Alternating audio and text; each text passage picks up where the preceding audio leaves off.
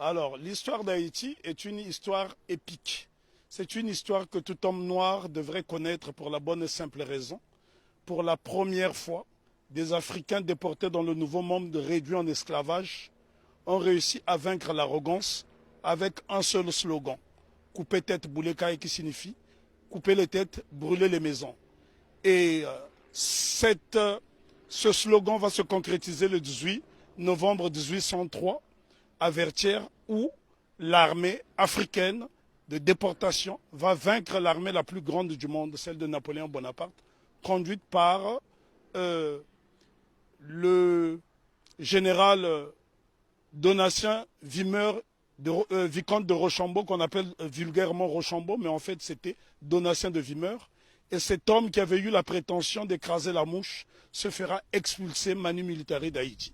Donc c'est une histoire qui est belle, c'est une histoire épique que nous devons étudier. Et il est nécessaire de faire des exposés sur Haïti, parce que si les gens étudiaient cette histoire, je pense que les Haïtiens gagneraient en respectabilité. Mais justement, pourquoi nous, Caribéens, nous avons une méconnaissance de l'histoire d'Haïti? C'est tout simplement parce que Haïti a montré le chemin de la dignité et de la liberté. Et donc, on a voulu faire d'Haïti une vitrine de pauvreté effrayante. Puisque aujourd'hui, lorsqu'on parle d'Haïti, on fait référence à la pauvreté, mais on oublie que Haïti a été la colonie française la plus prospère de la Caraïbe. À elle seule, elle procurait plus des 3/4 de la production sucrière. Ce sont là des choses qu'on doit savoir, d'autant plus que la métropole française considérait Haïti comme la perle des Antilles. Mais comment expliquer que ce bout de terre africaine dans l'océan est devenu subitement une vitrine de pauvreté effrayante? Et là, je pense qu'il est nécessaire d'en parler avec des images à l'appui, parce que c'est à Saint-Domingue, parce que lorsqu'on parle de la révolution haïtienne, c'est une faute. Il s'agit de la révolution de Saint-Domingue, puisque Haïti n'existe qu'à partir du 1er janvier 1804. Donc Haïti n'existe qu'à partir du 1er janvier 1804. Avant, donc, c'était la révolution de Saint-Domingue qui commence dans la nuit du 13 au 14 août 1791, où pour la première fois, des Africains vont créer une coalition dans le Nouveau Monde pour vaincre l'arrogance. Et ce jour-là, les Africains étaient, je parle bien des Africains parce qu'il s'agissait des hommes qui ont été déportés d'Afrique, qui parlaient encore des langues africaines et qui pratiquaient des cultes africains. On pourrait citer notamment Makandal qui a été capturé au Congo. On pourrait citer Biassou qui était également congolais. Mais ça a été une coalition. En fait, la cérémonie dite du bois caïman est considérée comme un pré-congrès panafricain. Ce que les gens ne savent pas dans la Caraïbe, d'ailleurs, il y a un problème de connexion, puisqu'il n'y a pas assez de bateaux pour faire cette connexion. Et si je pense qu'il y avait cette possibilité de se rendre dans différentes îles, le mépris des Haïtiens serait tombé à l'eau. Puisque la Guadeloupe a connu une période de liberté entre 1794 et 1802, mais c'est grâce justement aux Haïtiens. Une année auparavant, les Haïtiens se sont affranchis. Parce que souvent on dit qu'on a libéré les esclaves en Haïti. Les Haïtiens n'ont jamais été libérés. Ils se sont affranchis tout seuls avec la machette. Donc voilà pourquoi Non, mais les Haïtiens sont les premiers Africains déportés dans la Caraïbe qui ont brisé les chaînes de l'oppression. Nous devons savoir que Haïti a eu pour vocation de libérer toutes les nations opprimées. Ce qu'on ne dit pas assez souvent, lorsque la Grèce a été dominée par les Ottomans, au milieu du 19e siècle, ce sont les Haïtiens, sous la présidence de Jean-Pierre Boyer, qui ont libéré la Grèce. Et ce sont des choses qui n'apparaissent pas dans les manuels scolaires. Une autre information inédite, c'est grâce à la voix d'Haïti que l'État d'Israël a été créé en 1948. Donc ça, ce sont des choses que les gens doivent savoir. Haïti a été le pays le plus démocratique du monde, puisque toute personne qui arrivait sur le sol haïtien était considérée comme nègre. Donc tous les opprimés de la planète trouvaient refuge en Haïti. Et ce pays est devenu aujourd'hui une vitrine effrayante de la pauvreté. Je suis obligé d'insister sur le mot de vitrine parce qu'il a subi un blocus qu'aucune nation n'avait subi. Imaginez-vous qu'une petite île comme Haïti a été victime du syndicat des empires coloniaux qui était constitué du Danemark, de la France, de l'Espagne, de l'Angleterre, des États-Unis d'Amérique, de la Hollande, de la Suède, parce que toutes ces nations ne voulait pas voir une nation indépendante nègre. Et souvent on dit de Haïti que ça a été la première république nègre. Non, Haïti n'a jamais été une première république nègre, ça a été un empire africain reconstitué puisque l'empereur Jean-Jacques Dessalines va se faire couronner empereur Jacques Ier. Donc c'est la noblesse africaine. Attends. Ben, en tout cas, il y a beaucoup de choses à dire sur Haïti. Haïti est un modèle de fierté et de dignité. Ce sont les Haïtiens qui ont montré à la race noire tout entière ce que c'est que la dignité. Pour la bonne et simple raison, c'est en 1993 ans après la révolution de Saint-Domingue, celle-ci va inspirer les Éthiopiens qui vont être conseillés par un digne fils d'Haïti du nom de Benito Sylvain, qui sera élevé au titre de jazz match par l'empereur Ménélique II. Lorsqu'on parle de la bataille d'Adoua, ce qu'on oublie de mentionner, c'est que l'empereur Ménélique II, qui a mis fin à l'impérialisme sur le continent africain, en tout cas c'est lui qui a signé l'acte de décès de l'impérialisme sur le continent africain le 1er mars 1896, 93 ans après la révolution de Saint-Domingue, c'est un Haïtien du nom de Benito Sylvain qui le conseille. Donc ce sont des choses à savoir et à intégrer. Je souffre de voir que les Haïtiens sont la risée du monde dans la Caraïbe, alors qu'ils sont ceux qui nous ont montré la voie de la rédemption. Donc respect, big respect à Haïti. En tout cas, je me sens haïtien. Moi aussi. Alors pourquoi justement nous avons, nous tout près comme ça d'Haïti, on a cette méconnaissance de l'histoire? C'est tout simplement parce qu'on a isolé la Guadeloupe et la Martinique pour ne pas que l'exemple d'Haïti fasse tache d'huile dans la Caraïbe. Voilà la crainte. Parce que Haïti a été une nation prospère. Il faut visiter Haïti pour se rendre compte.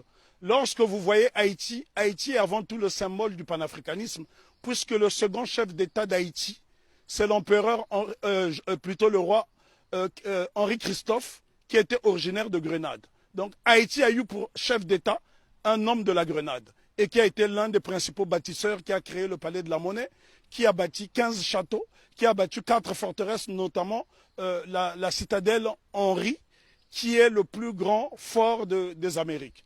Et ce bâtiment est tellement beau qu'il faut le voir depuis le ciel pour en apprécier, l'ouvrage d'art que c'est. Parce que n'oubliez pas que deux édifices essentiellement ont défié le temps. La citadelle Henri et le palais de Sans Souci, qui avait 365 portes et fenêtres. Ça veut dire que le roi Henri Christophe pouvait se permettre d'ouvrir une porte, une fenêtre par jour pendant toute l'année. Et c'est pour vous dire à quel point, et les architectes étaient tous noirs. Si vous allez par exemple dans la ville de Kenskoff, vous trouverez le fort Alexandre et le fort Jacques qui sont reliés par un tunnel et c'est à 1200 mètres d'altitude. La question qu'on doit se poser, comment les Africains déportés à Saint-Domingue ont pu construire ces édifices qui ont défié le temps?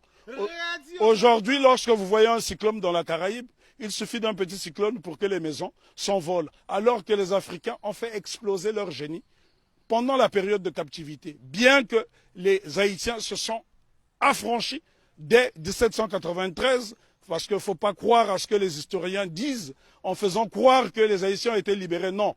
Lorsque les Négrés sont arrivés, les Haïtiens étaient déjà libres, puisqu'ils avaient lancé ce fameux slogan « Coupez tête, boulet caille ». Et il y a un homme dont on ne parle pas, on parle souvent de Toussaint Louverture, qui fut le plus grand des généraux nègres de tous les temps. On parle de Jean-Jacques Dessalines, je dis béni soit leur nom pour l'éternité, mais seulement, il y a un jeune colonel qui s'est battu âprement lors de la bataille de Vertières, c'est Capois-la-Mort, François Capois-la-Mort, qui a défié les canons de l'insolence, les canons de l'arrogance en disant « j'aime la mort ». Et Capois, on le retrouve sur le billet de Sangourde en Haïti. Ce sont là des éléments essentiels que nous devons connaître afin d'aller vers l'émancipation définitive.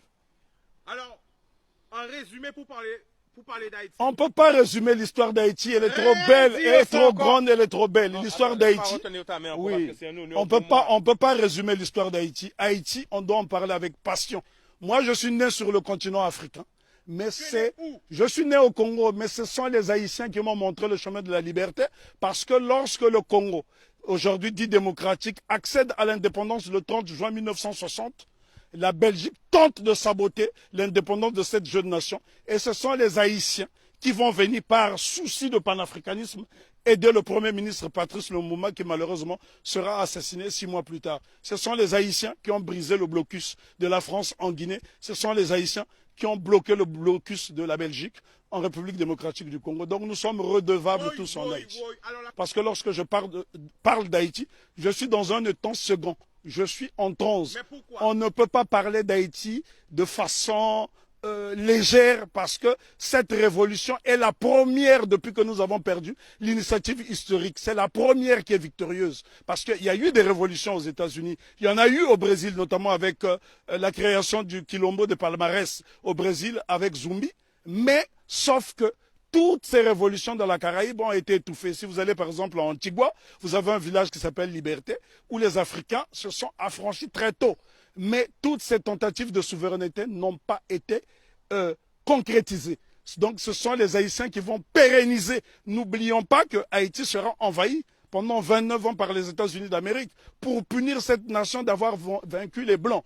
C'est Haïti qui a libéré l'Amérique latine avec Simon Bolivar. Et encore lorsqu'on dit que c'est Haïti qui a libéré, ce n'est qu'une partie d'Haïti puisqu'à cette époque, Haïti était divisé en deux. Il y avait Haïti du Nord qui était un royaume dirigé par le roi Henri Christophe et il y avait le Sud, la République du Sud d'Haïti qui était dirigée par Alexandre Pétion. Et ce bout de terre d'Haïti du Sud va donc donner des soldats de l'argent à Simon Bolivar pour aller libérer une bonne partie de l'Amérique latine. Si vous observez les drapeaux de l'Équateur, du Venezuela, de la Colombie, vous trouverez des armoiries similaires, même les couleurs, à celles du drapeau d'Haïti. Donc c'est très important pour nous d'étudier Haïti parce que Haïti, c'est le symbole de notre fierté. Et les gens dans la Caraïbe doivent intégrer cette notion. Si les Haïtiens n'avait pas lancé ce slogan coupé tête boulet caille qui a fait trembler le monde entier, ben probablement que l'abolition de l'esclavage aurait eu lieu peut-être plus tardivement. Est-ce que tu peux nous donner des exemples de pays? Parce que là, on est en direct. L'exemple que je peux vous donner. Quel pays a été aidé par Haïti? Le Congo, pays dont je suis originaire, la République démocratique du Congo a été aidée par Haïti parce qu'en 80 ans de colonisation belge, les Belges n'ont même pas été fichus de former une dactylographe. Et la première dactylographe qui va dactylographer le discours de Lumumba, c'est Suzanne Peck, qui est la mère de Raoul Peck. Donc Haïti est au cœur de notre émancipation. Haïti a aidé l'Éthiopie. Haïti a aidé la Grèce de se libérer. Là, je vous parle de l'Europe. Haïti a aidé la Guinée. Haïti a toujours été au cœur de notre lutte. L'exemple le plus simple, lorsque vous arrivez à Cuba, sur les bords du Malecón, vous trouverez un grand monument qui est dédié à Antonio Maceo. Très peu de gens connaissent ce héros qu'on appelait à l'époque le Tito de bronze. Lui-même qui est le véritable père de l'indépendance de Cuba. On vous parle souvent de José Marti, mais en vérité le père de l'indépendance de Cuba, celui qui a lancé les hostilités contre les Espagnols, c'est Antonio Maceo. Lui-même a été formé en Haïti. Donc Haïti, si vous allez à Cuba, les Haïtiens sont très respectés. Il y a des localités entières où on trouve des Haïtiens. Il n'y a que dans la Caraïbe francophone où on voit ce mépris. La raison est que Haïti a vaincu le maître. Et quand on a vaincu le maître, les serviteurs finissent par avoir la haine de celui qui a vaincu le maître. Parce qu'on ne peut pas comprendre que les Haïtiens et les Guadeloupéens ont le même patrimoine génétique et que ces mêmes frères et sœurs de cette partie de la Caraïbe puissent avoir du mépris pour les Haïtiens. Les Haïtiens sont ceux-là qui incarnent la noblesse. Lorsqu'on parle de la pyramide, ceux qui sont au sommet de la pyramide, ce sont les Haïtiens et puis les Éthiopiens parce qu'ils ont été des nations invincibles. Imaginez-vous que les Haïtiens ont combattu une armée motorisée rien qu'avec des armes rudimentaires. Au point où Maitland, gouverneur britannique de la Jamaïque, viendra supplier Toussaint Louverture de lui remettre un bateau. Haïti avait l'une des armées les plus puissantes d'Amérique. Et c'est un Haïtien du nom de Jean-Baptiste Pointe du Sable qui crée la ville de Chicago, qui est l'une des plus grandes villes des États-Unis d'Amérique. Donc Jean-Baptiste Pointe du Sable, un nègre d'Haïti. Et lorsque vous arrivez dans la ville de Chicago, vous trouverez son buste à l'entrée de la ville. Si les Américains reconnaissent les Haïtiens comme étant des précurseurs, et d'ailleurs je voudrais ici ajouter une information que la plupart des gens ignorent. Si la Louisiane a été vendue aux États-Unis d'Amérique, ce n'est que la conséquence de la bataille de Vertières. Parce que Napoléon Bonaparte avait peur qu'il y ait une contagion en Louisiane. Voilà pourquoi la Louisiane sera vendue aux États-Unis d'Amérique, ce qui lui permettra de doubler sa superficie. Donc ce sont les Haïtiens qui ont permis aux États-Unis d'Amérique d'avoir une grande superficie. Et on ne remerciera jamais assez Haïti d'incarner cette résistance. Pourquoi Haïti est-on détesté? Pourquoi les Haïtiens sont haïs par les siens? Pour la bonne et simple raison que cette nation incarne l'Afrique dans la Caraïbe. Or, que lorsque les négriers déportent les Africains ici dans le Nouveau Monde, le but c'est de les désafricaniser. Et Haïti s'affirme et affirme son africanité à travers le vaudou, qui est un culte africain. Ils ont dit bye bye à la Vierge Marie et ils ont célébré les orishas, ils ont célébré toutes sortes de divinités africaines parce que dans le vaudou haïtien, vous trouverez des dignités Congo qui proviennent du Kingunza et bien d'autres cultes. Donc Haïti, c'est l'incarnation de l'Afrique dans la Caraïbe. Et l'Afrique a été tellement diabolisée qu'en tant que fils d'Afrique, je suis obligé de venir dans la Caraïbe justement pour lui faire la toilette. Le 1er janvier 1804, date de la célébration de l'indépendance de Haïti, il y a un événement qu'on devrait associer à cette date. C'est la fête de la soupe. La soupe de l'indépendance. Qu'est-ce que la soupe de l'indépendance? Haïti fait face à un blocus décidé par le syndicat des empires coloniaux. L'impératrice Marie-Claire Bonheur Félicité, femme de Jean-Jacques Dessalines, décide de créer la soupe de l'indépendance avec des ingrédients dont elle détenait seul le secret. Ces ingrédients permettaient aux Haïtiens qui, pendant la période de famine, de résister et de ne pas perdre des calories. Donc ça, ce sont des choses à savoir. Il y a un savoir scientifique en Haïti qui étonne encore le monde. C'est en Haïti que les Africains ont produit les plus beaux édifices depuis la chute de l'Égypte. Je répète, c'est sur la terre sacrée d'Haïti que les Africains ont réalisé les plus beaux édifices depuis la chute de l'Égypte. Pourquoi nous a formaté, je dirais plutôt, à avoir peur du vaudou? Pour la bonne et simple raison, parce que les cultes africains ne sont pas prosélytes. Et ces cultes ont permis justement aux marrons de résister et les cultes africains ont survécu dans toute la Caraïbe, pas seulement en Haïti. Si vous allez par exemple en Jamaïque, il y a le Pacomania, c'est un culte typiquement africain. Allez en Dominique, vous trouverez ces cultes africains. Le problème est que les gens ne s'intéressent pas à ces cultes. Lorsque vous voyez par exemple le Grappa à Congo qui sera célébré après-demain à Cap-Esther par la famille Massembo, ce sont des postes de résistance africaine dans la Caraïbe.